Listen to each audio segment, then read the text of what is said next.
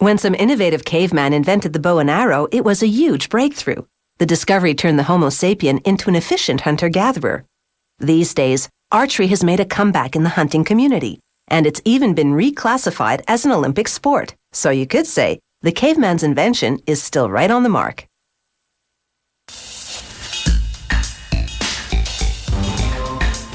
Today's bows are definitely not primitive devices. Crafted with calculated precision, they make it easier for you to take your best shot, and the caveman would have been very impressed.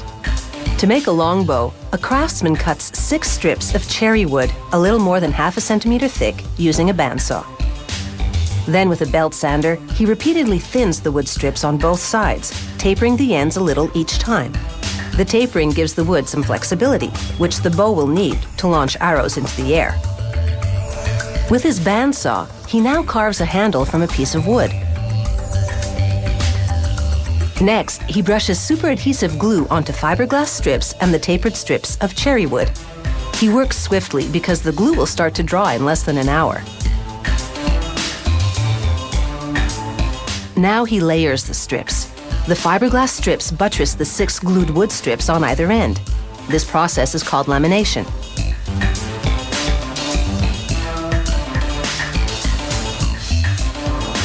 Next, he glues the wood handle to the fiberglass and wood lamination.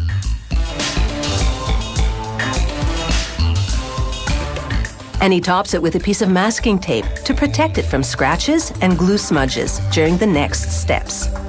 Now the laminates get the squeeze. He places them on a curved plywood shape called a bow form.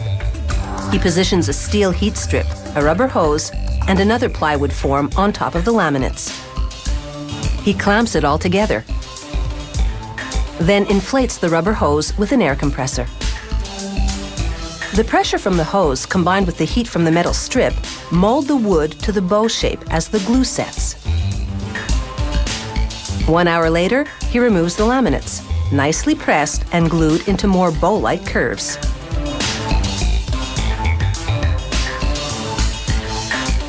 Now he draws the bow form onto the newly curved lamination, following a template made of fiberglass. With his bandsaw, he cuts the wood along the lines he's just drawn.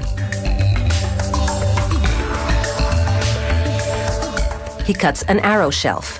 That's the notch for the arrow to rest as the archer aims. Then he trims the handle, making it a little wider at the center for comfort. Next, using a coarse-toothed file, he hollows out little grooves in the upper and lower limbs of the bow. They're called string nocks, and the string will loop around them. To strengthen the tips, he glues little pieces of fiberglass and moose horn over them and the freshly filed nocks. He clamps it in a vice grip to set. When it's dry, he files through the horn and fiberglass to bring back the nock groove. He smooths it with sandpaper. Now he glues another piece of wood over the handle to improve the look and feel of it. He clamps it together while the glue dries, and 3 hours later, he sands it. Next, he wraps the handle in a piece of leather and stitches it together with nylon thread called artificial sinew. Many years ago, they used the tendons of an animal for thread. The leather will make the bow easier to grip. With a gel pen, he writes a serial number on the back of the bow, along with the draw weight. This bow will hold about 20 kilograms of pressure in check when it's drawn. This is a Flemish string jig, a wood fixture with posts on it. He loops nylon string around the posts. This is how he measures the string. It's always 4 inches shorter than the bow. He cuts it with a utility knife, then rolls wax onto it to make it easier to work with. He measures some string. Then he twists 16 strands of nylon, 8 black and 8 white, into a braid with loops on the ends.